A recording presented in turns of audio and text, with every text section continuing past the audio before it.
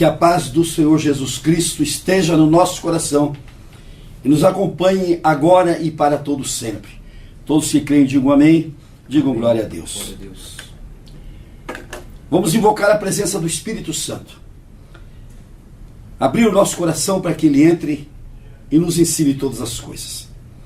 Ó Espírito Santo de Deus, Tu és o Espírito de consolação, Espírito de sabedoria, de luz e de entendimento. A Tua promessa é de morar dentro de nós e nos ensinar todas as coisas. Dá-nos fé bastante, Espírito Santo de Deus, para que nós creamos nessa Tua promessa e para que nós abramos de fato o nosso coração para a Sua morada, para a Sua entrada, a fim de que com a Tua presença nós possamos conhecer a mais perfeita, boa e agradável vontade de Deus. E através da Tua orientação ao Espírito Santo de Deus, nós possamos caminhar dentro da busca de uma vida melhor. Os que creem, digam amém. Amém. Digam glória a Deus. Glória a Deus. Digam todos comigo, Senhor Jesus, nós declaramos que estamos reunidos aqui agora no Teu nome. Vem cumprir a Tua promessa. A promessa de Cristo é a seguinte: eis que estou convosco todos os dias até a consumação dos séculos. E todos aqueles que se reunirem no meu nome, eu estarei no meio deles. Cristo está presente agora nessa sala conosco, com aqueles que estão nos ouvindo, com aqueles que estão acessando, seja na televisão, seja na internet, seja no rádio, que estejam unidos conosco. Deus está conosco, Deus está no meio de nós. Jesus prometeu e Ele cumpre. Aproveitemos agora essa presença de Jesus para nós confessarmos a Ele os nossos pecados. A confissão é um ato que precisa se fazer continuamente, porque o perdão a gente recebe, mas logo mais pela nossa fraqueza nós voltamos a pecar. Por isso que nós temos de nos reconciliar com Deus a todo instante, a todo momento. Confessemos com humildade ao nosso Senhor Jesus os nossos pecados, dizendo a Ele: Senhor Jesus, nós confessamos todos os pecados, todas as nossas faltas, todas as nossas infrações que fizemos por pensamentos, palavras, obras e omissões. Nós te confessamos com toda humildade, Senhor, a nossa fraqueza, o nosso estado de pecado, a nossa situação de afronta aos Teus mandamentos, afronta ao Teu amor e à Tua vontade. E declaramos, ó Senhor Jesus, que estamos arrependidos do que fizemos. Gostaríamos de não ter feito, mas a fraqueza nossa é grande e por isso o fizemos. Mas declaramos o nosso arrependimento e te pedimos, ó Senhor Jesus, forças para não mais pecar, forças para evitarmos as ocasiões de pecado, força para evitarmos as ocasiões de degringola, forças para evitar a ocasião de voltar a te ofender. E nós te pedimos perdão, Senhor Jesus. Perdão pelos nossos pecados, perdão pelas nossas faltas, perdão pelos nossos erros, perdão por tudo que fizemos de errado. E mais, Senhor Jesus, te pedimos, Tu nos conhece, nos sonda, entra dentro de nós, sonda o nosso coração, Senhor Jesus. Vasculhe o nosso coração e vê se lá ainda se encontra alguma coisa que te desagrada, Senhor Jesus. E arranca de lá. Porque queremos ser pessoas segundo o Teu pensamento, segundo o Teu coração, segundo o Teu amor. Se creem, digo amém, digo glória a Deus. Vamos receber o Senhor Jesus agora em nossa vida, porque esta é a fortaleza que nós temos de ter a presença de Cristo em nossa vida, em todo instante, em todo momento, em toda hora. Digam todos comigo: Senhor Jesus, nós declaramos que Te recebemos em nossa vida como nosso único Senhor, como nosso único Redentor, como nosso único intercessor e como único Filho de Deus vivo. Na verdade, quando nós declaramos Jesus como Filho de Deus, nós também nos tornamos filhos de Deus, herdeiros da promessa, irmãos de Cristo, dentro da maior proteção que nós podemos receber na nossa vida como filhos de Deus. Os que creem, digam amém, amém. Digam glória a Deus. Glória a Deus. Vamos trazer hoje aqui uma leitura que é muito dignificante E outra vez, nós vamos buscar o texto no Evangelho de João, no capítulo 7. No capítulo 6, minto. No capítulo 6 do livro de João. Não me canso de dizer que João é um livro sublime, como toda a Bíblia o é. Como toda a Bíblia é. Mas João tem um quê de mais espiritual? João tem um quê de maior ligação com Cristo? João tem um vigor extraordinário na parte espiritual, que nós não podemos prescindir de forma alguma da leitura, da crença e da fé naquilo que João afirma, porque temos a convicção de que isto foi arrancado do coração de Jesus, diretamente do coração de Jesus. E olha o que está escrito aqui no livro de João, no capítulo 6. No dia seguinte, a multidão que ficara do outro lado do mar notou que ali não havia senão um pequeno barco e que Jesus não embarcara nele, com seus discípulos, tendo estes partido sós. Entretanto, outros barquinhos chegaram a Tiberíades, perto do lugar onde comeram o pão, tendo o Senhor dado graças.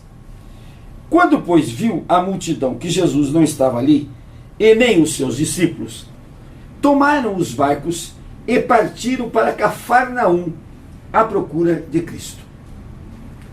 E tendo-o encontrado no outro lado do mar, lhe perguntaram: Mestre, quando chegaste aqui?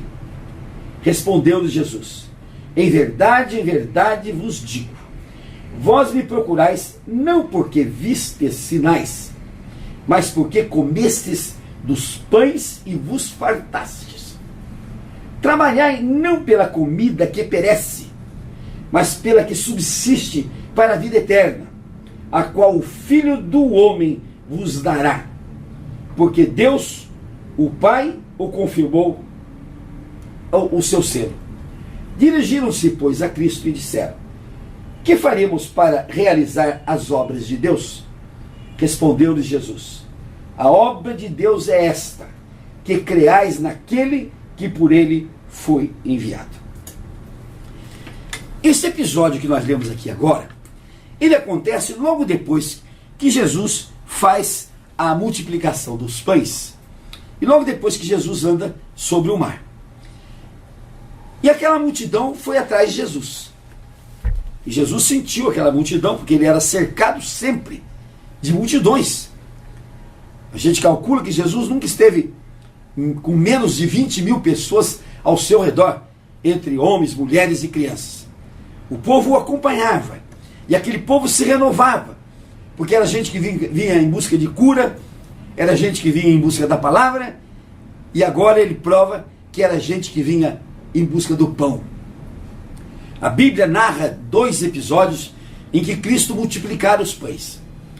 Mas isso deve ter acontecido muitas e muitas vezes, porque era uma sociedade pobre, era um povo que nada tinha, era um povo que não tinha como se sustentar, e Jesus multiplicava os pães, multiplicava os peixes, e Jesus dava a eles a abundância que ele veio trazer a esta terra.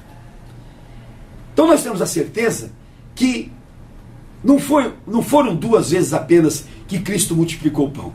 E João, no último versículo do seu livro, do Evangelho, ele diz: essas coisas foram escritas para que vocês creiam. Mas, se fôssemos escrever tudo aquilo que Cristo realizou, creio, diz ele, que não seria bastante o mundo para caber nele todos os livros que se escreveriam sobre os feitos de Jesus. E Jesus olha aquele povo, e aquele povo chega: mestre, como é que o senhor chegou aqui? Quer dizer, falta de assunto, que curiosidade é esta? Não interessa como ele chegou, interessa que ele está ali. Mas o povo sem assunto, porque era um povo que andava atrás de Jesus, e Jesus diz claramente: vocês estão atrás de mim, não é pelos sinais, não é pelas curas que eu tenho feito, não é pelas expulsões de demônio que eu tenho feito e que vocês estão vendo. Vocês estão atrás de mim pelo pão que vós comestes e fartastes. E na verdade, o povo, quando sentiu que Jesus dava o pão, viu como era fácil seguir Jesus. Porque além de ter a garantia ali da cura, além de ter o sucesso da palavra, ainda tinham a satisfação das suas necessidades físicas de comida, que Jesus multiplicava os pães. E Jesus disse claramente: vocês não estão atrás de mim porque vocês me amam? Vocês não estão atrás de mim porque vocês viram os sinais? Não estão atrás de mim porque ouvem as palavras que eu digo? Vocês estão atrás de mim porque comeram pão e fartastes. Então vocês vieram atrás do pão, não vieram atrás de mim. Aí Jesus aproveita essa dica, aproveita essa deixa e diz: eu sou o pão da vida. Eu sou o pão da vida, diz Jesus. E vocês não têm que se preocupar com o pão material que vocês comem hoje e que vai para a cloaca e amanhã não tem mais sucesso nenhum. Vocês têm que se preocupar com o pão da vida, aquele pão que garante para vocês a vida eterna. E ele diz: esse pão sou eu. Esse pão sou eu. Jesus mostra claramente que o mundo sempre se preocupou pelas coisas materiais que estão à sua frente. Isto foi uma deixa, foi uma direção que o povo sempre tomou. A questão material. E o diabo se aproveita disto. E o diabo põe dificuldade material nas pessoas para que as pessoas mais se afinquem ainda, mais se dediquem ainda à sua parte material, para esquecer justamente a parte espiritual. E nós vemos no mundo de hoje qual é a situação de todas as famílias, a situação de todo mundo. Todo mundo endoidecido para correr atrás de coisas materiais. Ninguém tem tempo mais para escutar coisas imateriais, coisas espirituais. Todo mundo se dedica à busca insana de coisas materiais. É o pai e a mãe correndo atrás do pagamento do carro que comprou a prestação, do pagamento da casa que comprou a prestação. Se a casa não foi comprada, atrás do aluguel, atrás do pagamento da luz, da água, do telefone, da internet, atrás de compra de computador da prestação para ficarem horas e horas perdidas em Facebook, em uma porção de coisa que Deus não aprova na verdade. São meios que estão aí pela ciência para nós usarmos para o bem, e as pessoas usam para o mal.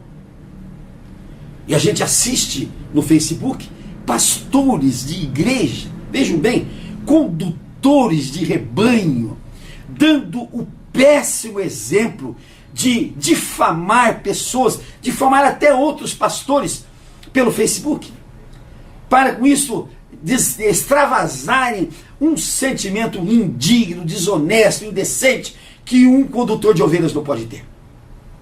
E está aí o Facebook para servir essas coisas, expondo o coração de todo mundo, expondo as intimidades de todo mundo. E nós temos aqui um exemplo interessante da exposição das coisas pessoais nossas. O rei Ezequias, que foi um dos reis mais abençoados que Israel teve, o rei Ezequias, ele, naquela riqueza dele, naquele fausto dele, naquela paz que ele conseguiu trazer, porque ele era de Deus, naqueles momentos de glória que Deus tinha dado para ele, o Ezequias recebe uma caravana da Babilônia. E essa caravana da Babilônia veio justamente para ver o que ele tinha, como era a vida dele, quais eram os tesouros dele, quais eram as riquezas dele. E Ezequias, num gesto assim, impensado, ele abre a sua casa, abre o seu palácio, abre os templos, abre os tesouros de Israel, abre tudo que ele tinha para uma caravana de um país estranho, de um país longe, de um país longínquo, que estava de olho nas riquezas de Judá. E o que foi dito pelo profeta? O que foi dito pelo profeta? Você não tem que abrir a sua intimidade, você que não tem que abrir a sua casa às pessoas que você não conhece, às pessoas que você não sabe, às pessoas que você não tem nenhuma intimidade. E aí, esses meios de comunicação sociais que nós temos aí, que são coisas para se usar na bênção e não no mal e não na maledicência, eles são usados por pessoas para denegrir a honra de outros, para difamarem a honra de outros, para levarem fatos que não são verdadeiros, para introduzirem naqueles que ficam ouvindo, ficam seguindo isso, malefícios em detrimento de outras pessoas. Então o que a gente percebe é isso. O povo está ocupado com coisas materiais. O povo não se lembra das coisas espirituais. O demônio traz dificuldades das coisas materiais para que as pessoas mais se dediquem às coisas materiais. Então estava dizendo, é a preocupação pelo dia a dia, é o corre-corre pelo trabalho, pelo serviço, é o corre-corre por todas as coisas que estão à sua frente. E o povo não sabe que a Bíblia diz, através do Senhor Jesus, procurai antes o reino de Deus e a sua justiça, e todas as demais coisas lhe serão acrescentadas. O povo desconhece isso, o povo não crê nisso, o povo não aceita isto. E Cristo disse, em vez de você ficar correndo que nem louco atrás das coisas materiais, busca em primeiro lugar o reino dos céus. Busque em primeiro lugar o reino de Deus. Busque em primeiro lugar as coisas de Deus. E aí, quando você busca a coisa de Deus em primeiro lugar, todas as demais coisas lhe serão acrescentadas. Agora o povo inverte. Ele vai atrás das coisas do mundo, vai atrás das coisas materiais, e se eventualmente sobrar no domingo alguma horinha que ele possa ir na igreja, né, ele vai então na igreja. Muitas vezes vai para mostrar o vestido novo, vai para mostrar o terno novo, vai para fazer fofoca, vai para introduzir inimizade entre as pessoas, vai para criticar as pessoas, vai para meramente uma função social. Então a parte espiritual é relegada.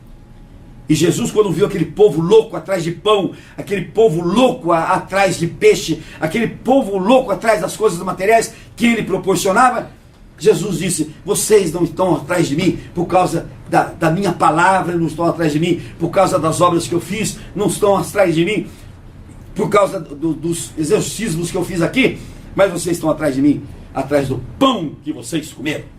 E ele diz, procurai antes o alimento espiritual, procurai antes as coisas de Deus, procurai antes as coisas do céu. E ele diz, as demais coisas lhe serão acrescentadas. Aí a gente vê agora a comoção nacional, até mundial, pelo desastre que houve lá em Santa Maria, onde até agora 235 pessoas perderam a vida. Quase todas jovens, quase todas estudantes, e a comoção é muito grande. E aí a dor que se dá, as pessoas não analisam. E eu vejo gente dizer para mim assim, veja pastor, a pessoa sai atrás de uma diversão, e lá encontra o fim da sua vida. Olha aqui uma mãe que diz assim, Deus estipulou tempo aos meus filhos, só resta aceitar. Deus estipulou tempo aos meus filhos, só resta aceitar. Ela perdeu 2 filhos. Aí a gente minimiza. Mas será que não pode se divertir? Vamos explicar a origem da palavra divertir, para vocês entenderem.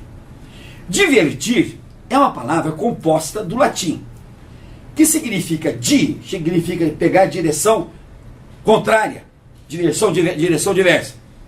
E vertir é do verbo vertere, que é verter, que é andar, que é caminhar.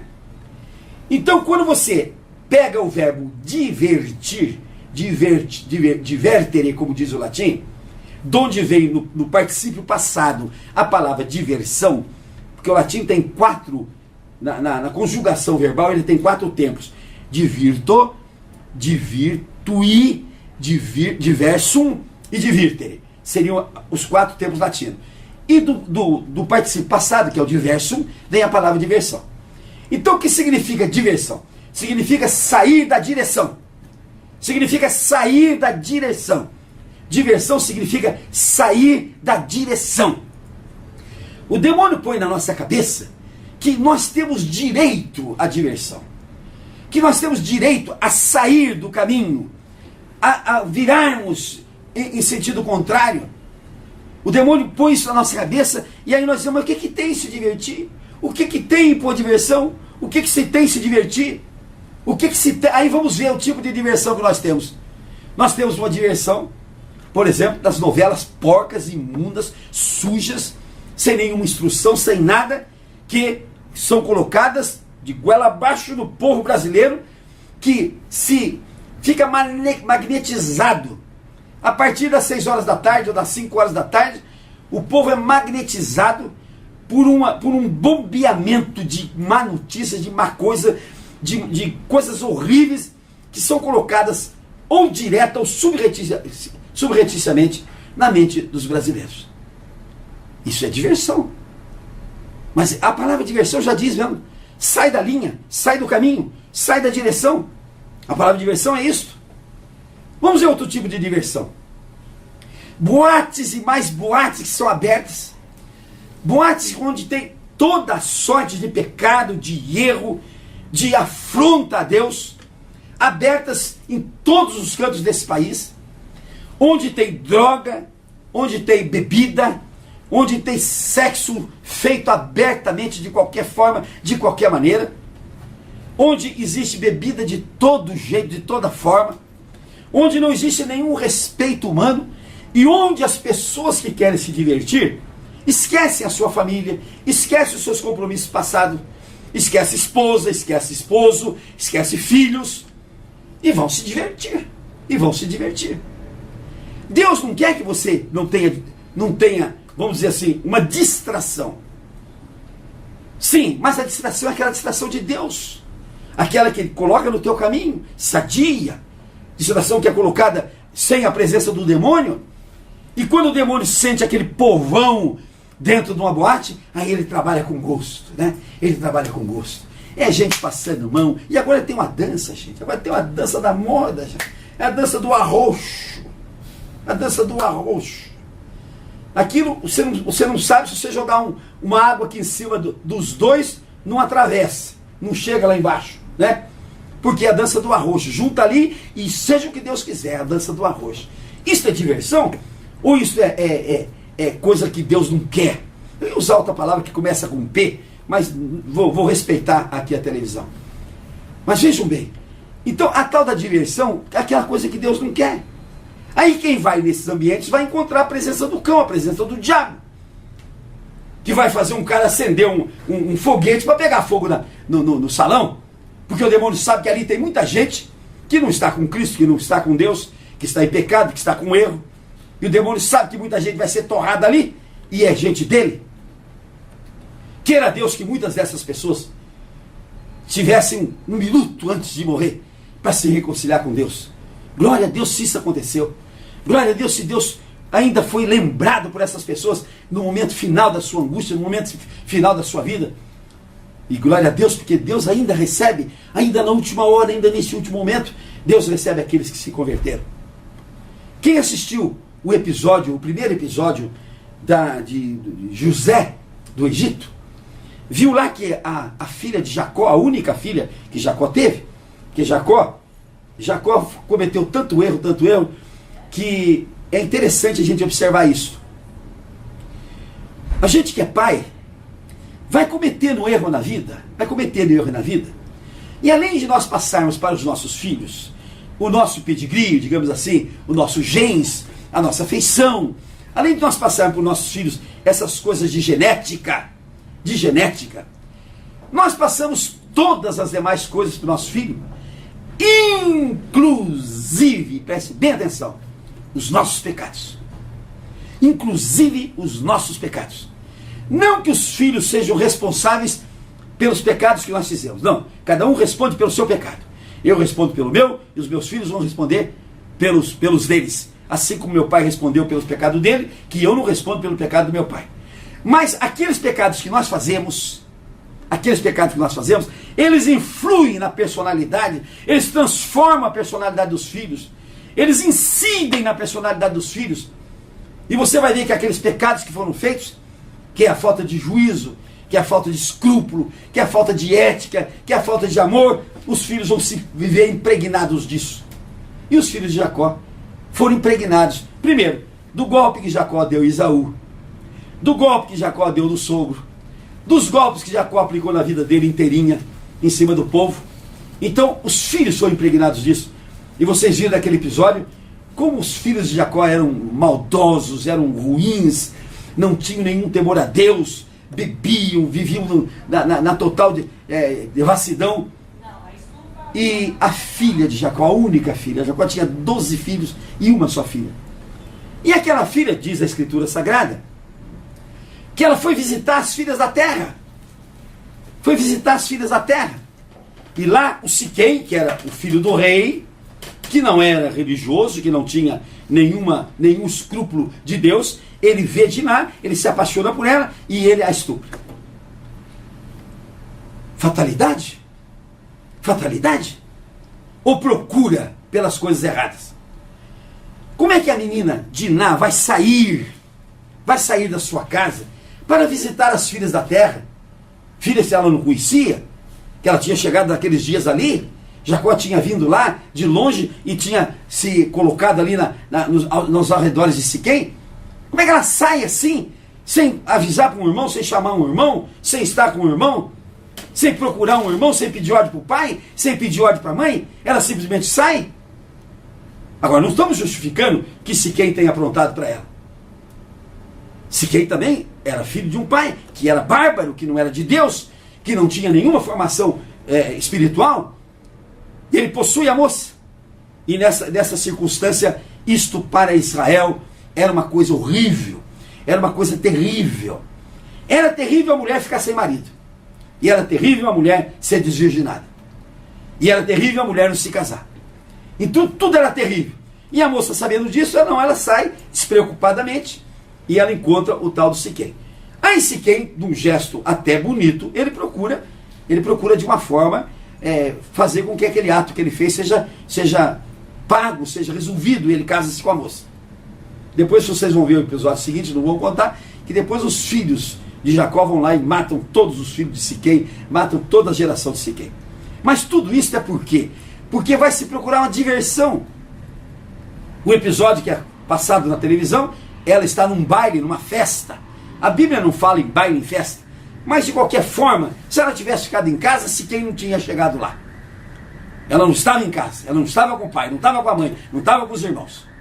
Então, gente, quando a gente busca as coisas do mundo, quando a gente busca as coisas que são diversão, segundo a lei de hoje, que tem, não é nada demais, e hoje o diabo está colocando na nossa cabeça que não é bem assim não.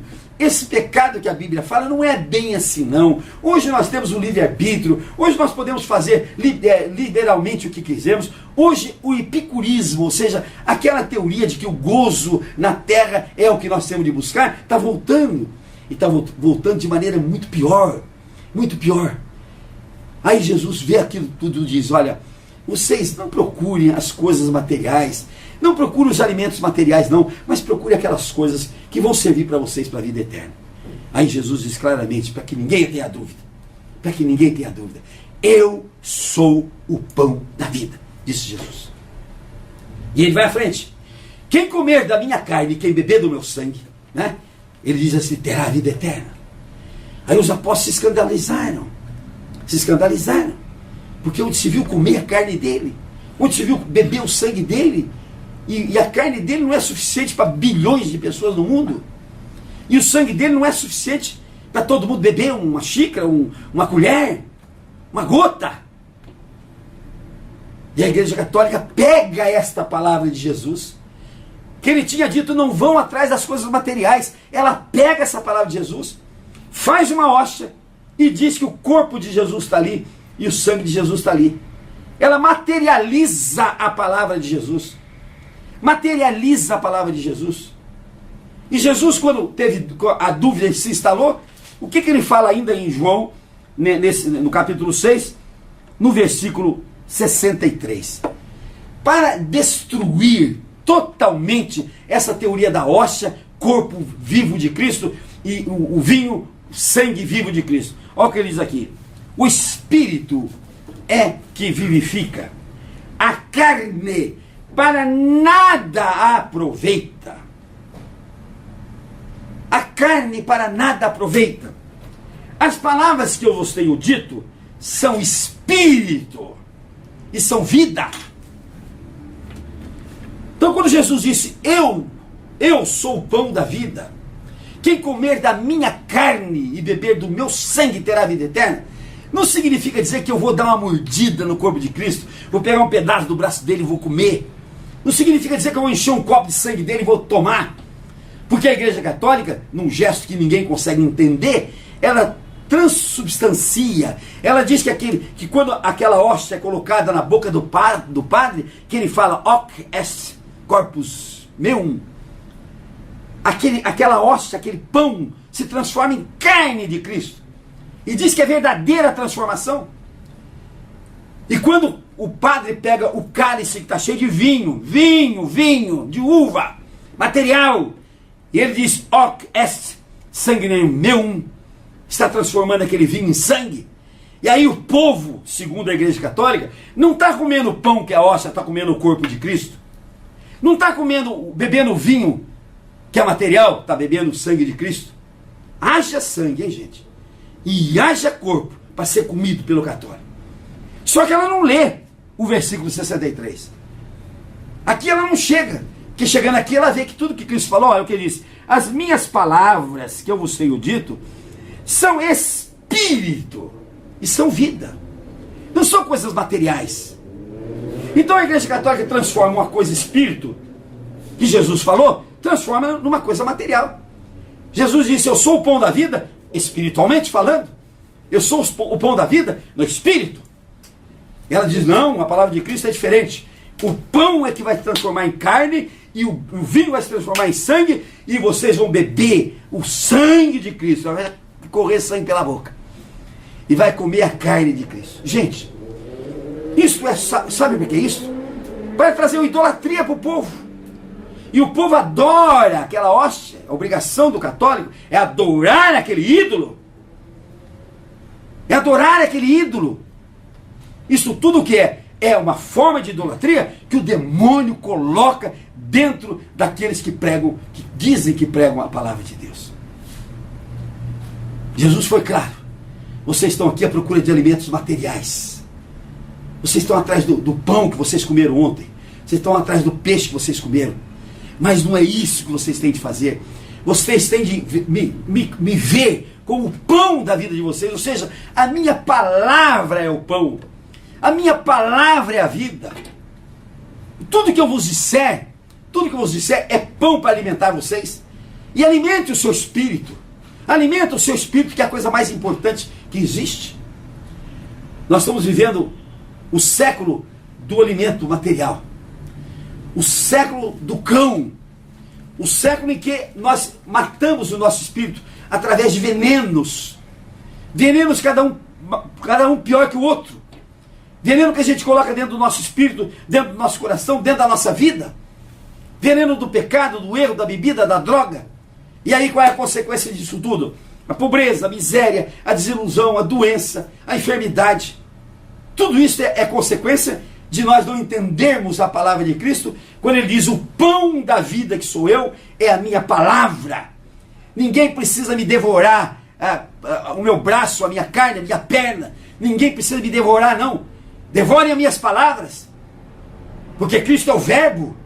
Cristo é o verbo. O que nós temos de entender de Cristo não é a carne dele, é o verbo, é a palavra que ele é. É a palavra dele. E a palavra dele nós temos de consumir na nossa vida através da fé. O que está escrito no livro de Abacuque? O meu justo viverá pela fé. Eu insisto nisso. Porque vocês têm de entender isso. O meu justo viverá pela fé. A nossa vida é uma aplicação contínua da nossa fé. No livro de Hebreus, está escrita a mesma coisa. O meu justo viverá pela fé. É a única forma que nós temos de viver, é pela fé. E como é que nós vivemos pela fé? Alimentando-nos com o pão da vida que é Jesus. E esse alimento não é um alimento carnal que eu ponho na minha boca, que eu mastigo como se fosse a carne dele, não. Igreja Católica, entenda bem. O que eu tenho de mastigar, o que eu tenho de engolir, o que eu tenho de absorver é a palavra de Cristo na minha vida. O que eu tenho de beber não é o sangue de Cristo para escorrer pela boca, não. O que eu tenho de beber é a palavra de Cristo, porque Cristo é o verbo. O que João diz? No princípio era o verbo. O verbo estava com Deus e o verbo era Deus. E tudo que foi feito não teria sido feito sem ele. Então o verbo é Jesus. E quando eu tenho de engolir Jesus, não é mordê-lo, não é mastigá-lo, é mastigar a palavra que ele representa, é mastigar este livro, é colocar esse livro dentro de nós. E a fé, gente, a fé é uma coisa que a gente adquire só de uma maneira. Só de uma maneira. A fé só vem pelo ouvir, e ouvir a palavra de Deus. É a única forma que existe de nós alimentarmos nossa fé, é ouvindo a palavra de Deus. Agora, uma coisa interessante. A gente toma café cedo, a gente toma um lanchezinho às 10 horas, a gente almoça ao meio-dia, a gente toma um lanchezinho de tarde, a gente janta por volta das 7 horas, a gente toma uma ceia, um lanche por volta das 11 horas da noite, 6 refeições por dia. E quem embarca nesses navios aí costeiros, toma 6 refeições por dia. Sai com a pança desse tamanho. Engorda 5 quilos em 5 dias que estiverem lá. Agora, quando chega no alimento espiritual do meu espírito, não, eu tenho ido à igreja, sabe, pastor? Eu tenho ido à igreja, todo domingo lá, por volta das 5 horas, 6 horas, eu vou para a igreja escutar. Aí chega na igreja, o que acontece na maioria das igrejas? Tem profecia, tem profetada, tem gente se jogando no chão, tem gente fazendo aviãozinho, tem gente completamente alucinada, fora de si, 3 minutos de palavra, um monte de louvor, para que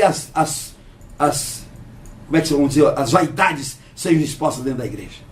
Então eu troco a minha vida todinha por 5 ou 6 ou 10 minutos de palavra num domingo à tarde. O que nós temos de fazer? O nosso alimento tem de ser contínuo, tem de ser total, tem de ser toda hora, todo momento, todo instante. E vejam bem o que Deus diz. No momento que você me ouvir, no momento que você está gastando comigo, no momento que você está recebendo a minha palavra, todas as demais coisas lhe serão acrescentadas. Esta é a verdade. Você deixa de ouvir a palavra de Deus para correr atrás dos seus negócios? Você nem consegue fazer os seus negócios, nem se alimenta da palavra de Deus.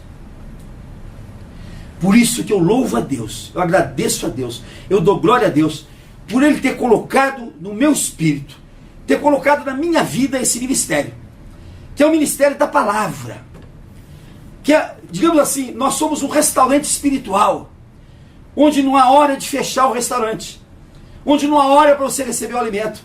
A qualquer hora do dia e da noite que você ligar numa das nossas rádios, nos momentos que nós estamos na televisão, nos nossos canais dentro da nossa internet, vocês vão receber a palavra de Deus a hora que quiser, no momento que quiser. Então não tem desculpa. Deixa de assistir uma novela e vá assistir uma pregação. Deixa de assistir um programa desse de bisbilhotice, que é o tal do BBB, não sei das quantas lá. Deixa de assistir isso. E vai assistir a palavra de Deus, vai se alimentar, vai alimentar o teu espírito, e você vai ver como a sua vida vai mudar completamente. Você vai ver como a sua vida vai tomar outro rumo, vai tomar outra medida. O pão da vida, que é Jesus, é através da sua palavra. E se você quer estar alimentado espiritualmente, se você quer estar forte espiritualmente, se você quer estar preparado para vencer o demônio, você se alimente espiritualmente do pão da vida que é Cristo. E é um só jeito. É escutar a palavra de Cristo a todo instante, a todo momento, a toda hora. Palavra dita com honestidade, com franqueza. Palavra que faz com que você possa alimentar o teu espírito, possa fortalecer o teu espírito. Porque quem vai guerrear contra o demônio não é a tua carne não, viu, meu filho? Não é a tua barriga, não é a tua perna grossa. Não é isso que vai guerrear o demônio. Quem vai guerrear o demônio é a fortaleza do teu espírito. É a força do teu espírito. É a grandeza do teu espírito. É a fortaleza que Deus coloca no teu espírito. Esta é que vai destruir o demônio. A palavra de Deus dentro de você. A palavra de Deus dentro do teu corpo. Alimentando você. O pão da vida que é Cristo. Que vai alimentar você para você vencer as ciladas do demônio. Os que creem, eu digo amém. Amém. Digo glória a Deus. Glória a Deus. Vamos pedir ao Senhor Jesus agora que Ele nos dê a fé. Que Ele aumente em nós a nossa fé. E que Ele abra o nosso coração para que nós possamos ouvir a palavra dEle mais vezes por dia. Mais vezes por dia. E vou pedir a Deus também que Ele nos dê condições de nós continuarmos nessa nossa campanha de levar a palavra de Deus em todos os recantos do Brasil, em todas as horas, em todo momento, de dia, de noite, a qualquer hora que a pessoa nos acessar, vai ouvir a palavra de Deus. Este é o nosso ministério. Esta é a nossa missão aqui nessa terra. Pregar a palavra de Deus. Então vamos pedir a Deus que nos dê condições de nós ouvirmos a palavra de Deus e dê condições para a Igreja Apostólica da Nova Aliança em Cristo promulgar a palavra de Deus em todos os instantes, em todos os momentos. Ó Senhor Jesus, nós te pedimos Dá, Senhor Jesus, que o nosso coração se abra para ouvir a Tua palavra, várias vezes por dia, vários momentos da nossa vida, que nós possamos ouvir a Tua palavra, Senhor Jesus, para que nós possamos nos fortalecer com o pão da vida que és Tu, para que através desse fortalecimento do nosso espírito, nós possamos vencer todas as ciladas do demônio. Nós te pedimos agora, ó Senhor Jesus, dá à nossa igreja a força para nós conseguirmos cada vez mais falarmos a palavra de Deus. E abençoa, Senhor Jesus, este nosso propósito. Hoje nós temos 7.700 horas falando de Cristo. O nosso propósito é chegar no mês de dezembro deste ano de 2013, falando 36.000 horas mensais a palavra de Deus. Para que ela chegue a toda hora em qualquer recanto do Brasil e do mundo. Para que a palavra de Deus seja promulgada, seja falada, e que todo mundo possa beber da palavra de Deus, possa comer do pão de Cristo e possa se fortalecer na vida. Abençoa o nosso ministério, Senhor Jesus. Abençoa e nos dá essa graça de nós continuarmos essa tarefa. Dá-nos os meios, Senhor Jesus, para nós continuarmos essa tarefa, para que no fim do ano nós tenhamos 36.000 horas falando o nome de Jesus nos vários meios de comunicação. É o que nós te pedimos no teu santo nome. Os que creem, digam amém. Amém. Digam glória a Deus. Glória a Deus. Vamos orar ao Pai Nosso agora. Pai nosso que estais no céu, santificado seja o teu nome. Venha a nós o teu reino. Seja feita a tua vontade, assim na terra como nos céus. O pão nosso de cada dia nos dai hoje, e perdoa as nossas dívidas, assim como nós perdoamos aos nossos devedores, e não nos deixes cair em tentação, e nos livra, Senhor, de todo o mal, porque teu, Senhor, só teu é o reino, o poder, a honra e a glória para todos sempre. Amém. Vamos aplaudir o Senhor Jesus.